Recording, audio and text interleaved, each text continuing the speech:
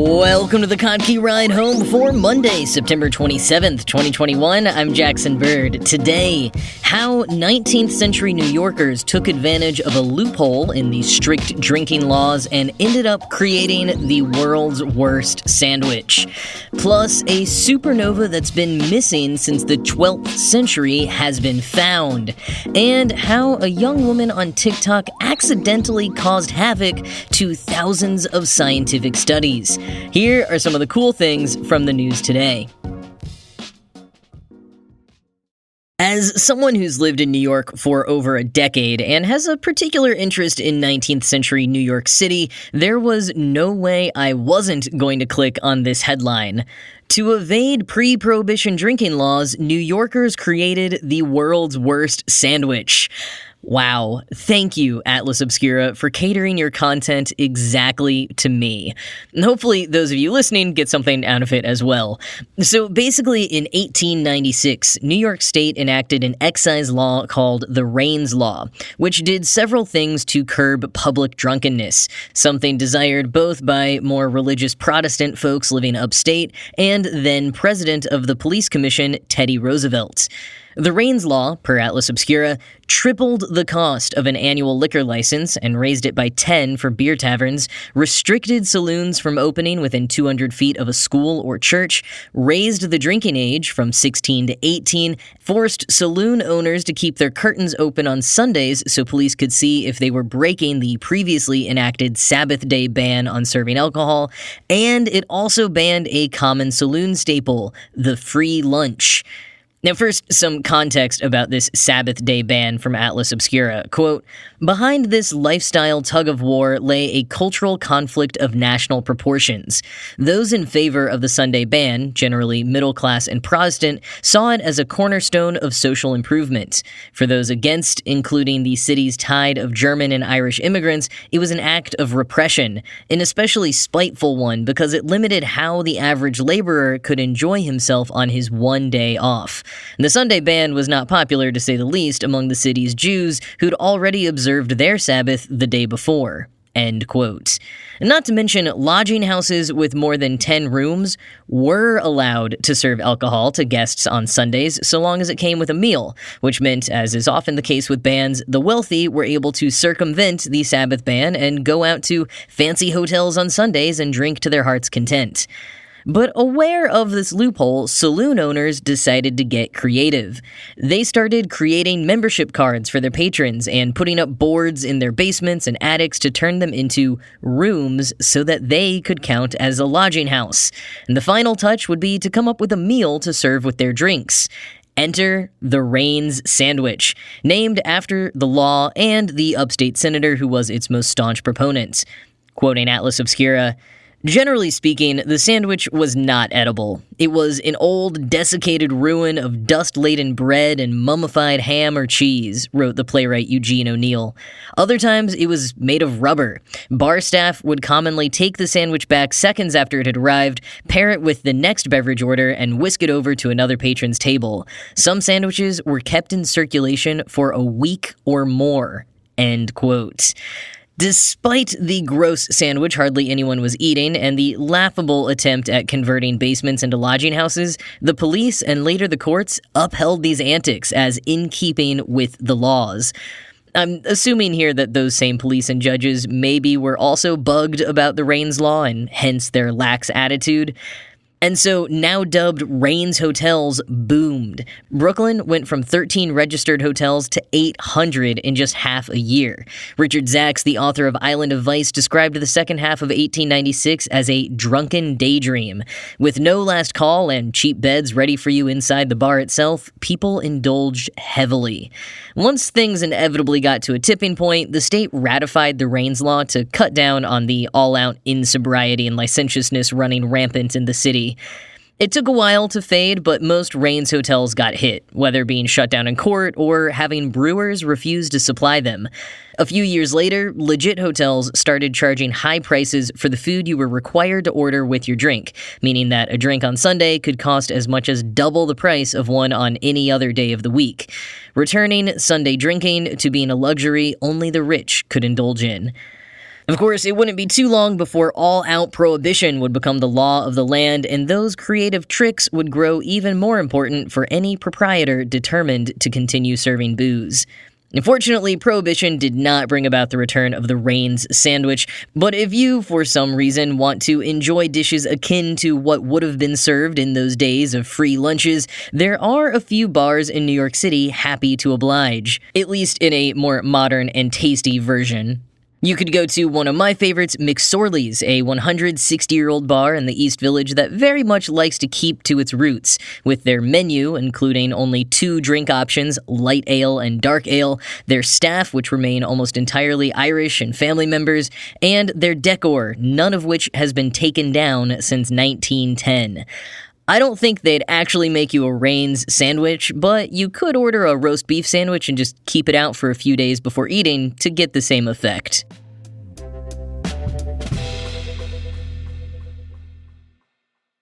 In the late summer of 1181 CE, astronomers from China and Japan recorded a new star, a very bright star, which got almost as bright as Saturn before fading. And then a few months later in February, it had faded completely, no longer visible at all. It's thought that this so-called guest star was a supernova, its disappearance the trademark explosion of a star that defines a supernova. But as those reporting on it explain, those explosions leave debris, or supernova remnants, which glow for centuries, and over 900 years, even with the most sophisticated technology of the last half a century, no one has ever been able to find any remnants of the guest star. And this is actually unusual because all other recorded supernovae from pre-telescope times have had their remnants found and identified in the form of nebulas. As Phil Plait over at Sci-Fi's Bad Astronomy says, this sighting in 1181 CE is the only one in the past millennium not to have an associated nebula with it. End quote.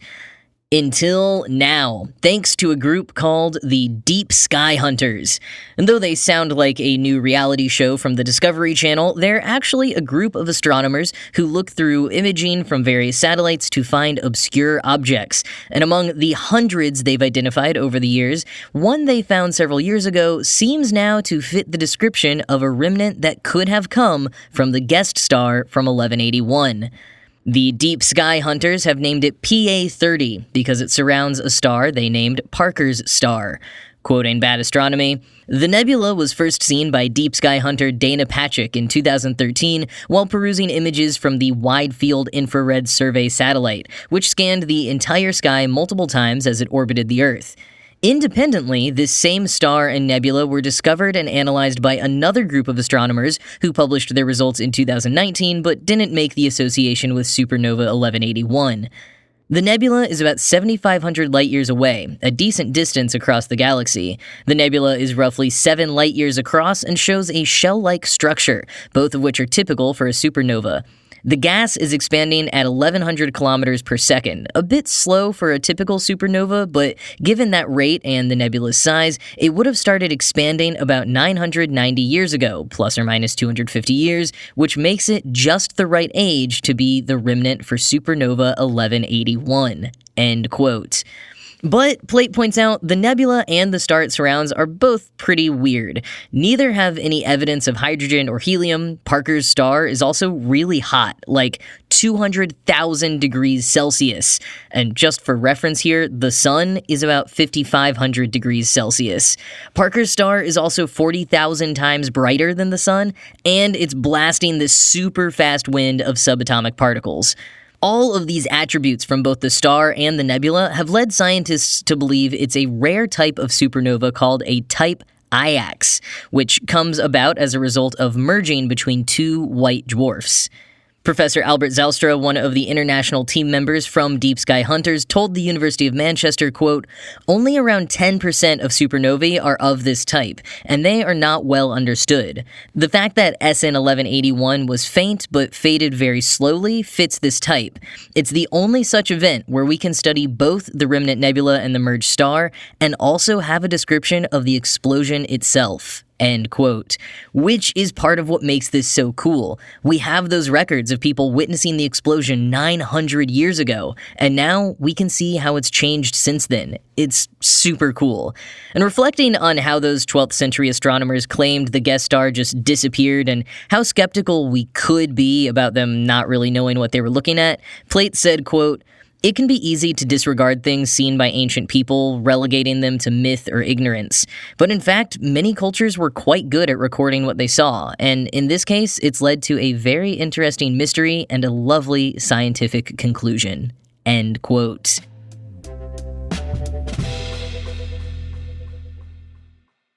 Well, one way that ancient scientists might have actually had an advantage over us is that they probably did not have teenagers who were able to communicate with 4 million peers at once and convince them to use a scientific study for their own gain, completely messing up all the data. This is what happened to Prolific, a platform used by scientists for behavioral research, and to be fair, this is kind of on them, in part. Many researchers depend on having representative population samples for their studies, but the platform didn't have any existing screening tools to ensure that that would happen. So after teenager Sarah Frank shared Prolific to her TikTok followers as a way to make some extra income by filling out surveys, and the videos subsequently received over 4 million views, the platform was flooded with survey responses from people her age, mostly women. Not exactly representative of the whole population. But to back up, The Verge explained how online platforms like Prolific have totally changed the game for social scientists. Before, they'd have to arrange in-person surveys in the lab, usually using undergrads. I participated in tons of these at NYU. It definitely took longer than filling out an online survey. You had to sign up, fill out forms when you got there, sit through usually an hour for the experiment, and then walk to the bursar across campus to get your $30. And it was more onerous and time-consuming for the scientists as well. But with the advent of first Mechanical Turk and then a few others, including Prolific, scientists were able to just, as Nicholas Hall, director of the behavioral lab at the Stanford School of Business, told The Verge, quote, "Program a survey, you put it online, and within a day, you have 1,000 responses." End quote. Mechanical Turk, as some of you may be familiar, is a broader platform for crowdsourcing work. So Prolific was created to be specifically for scientific research studies, and tons of researchers use it. The Verge notes that it offers transparency, treats participants ethically, and, quote, "promises higher quality research subjects than alternative platforms like Mechanical Turk," end quote. And again, this is important. Researchers want people who are representative of the population, and ideally folks who aren't too accustomed to taking surveys, meaning that they might start to understand how they're crafted and anticipate how they should reply instead of being more genuine. And all of that sounds great and has worked well for several years, but Prolific did not have the guardrails up to sustain an onslaught of TikTok hustlers. In the days following Frank's video recommending Prolific as a source of additional income, researchers started noticing that their surveys were getting way more participants, which is great, but that they skewed 85 to 90% women and had an average age of 21. It was Wayne State psychologist Hannah Schechter who seems to have figured out the connection to Frank's video, possibly via Reddit, where regular Prolific survey takers dragged Frank for ruining the site, as many researchers pulled their studies and takers therefore had less to choose from. Predictably, many of them reached out to Frank to blame her personally, although, all she did was make a video for her friends and, at the time, small crew of followers, sharing one way that she made a little extra money. She didn't have any ulterior motive, and she did not anticipate that the TikTok would spread so far. And while it's kind of wild to see how one TikTok could have such an outsized effect on an entire platform of research studies, it is dying down already. Prolific co-founder and CTO Phelan Bradley told The Verge, quote, "Prior to TikTok, about 50% of the responses on our platform came from women.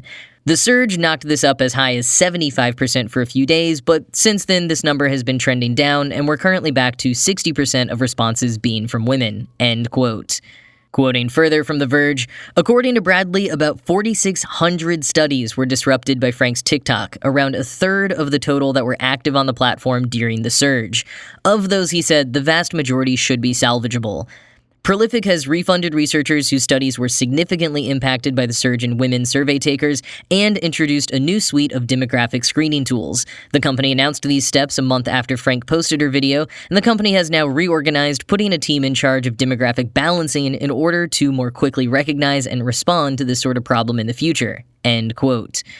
And Vlad Shatuk, a Yale grad student who runs studies on Prolific, pointed out to The Verge that since one thing researchers always want is people who aren't overly familiar with taking surveys, the responses during the big TikTok surge were actually kind of useful in their own way. As Shatuk said, "Young women who enjoy TikTok are people too."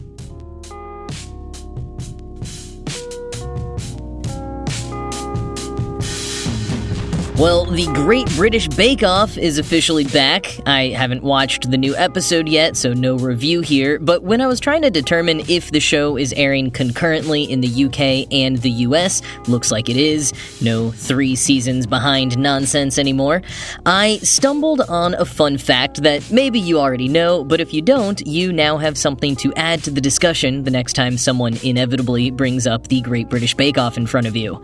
So here in the States, it's technically called the Great British Baking Show, but I refuse to call it that. We have historically made British TV worse, so I never really even stopped to question why we renamed it. It just seemed like something stupid we would do.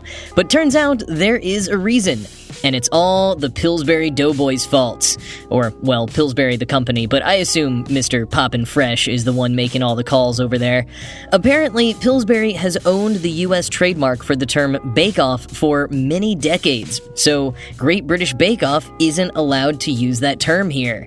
And I guess neither PBS nor Netflix were able to make a deal sweet enough for the Pillsbury Doughboy to convince him to let them use the name. In any case, the show is back on Channel 4 as Series 12 in the UK and on Netflix as Collection 9 here in the US. But that is it from me for today. As always, this show was produced by Ride Home Media and Kottke.org. I am Jackson Bird, and I will talk to you again tomorrow.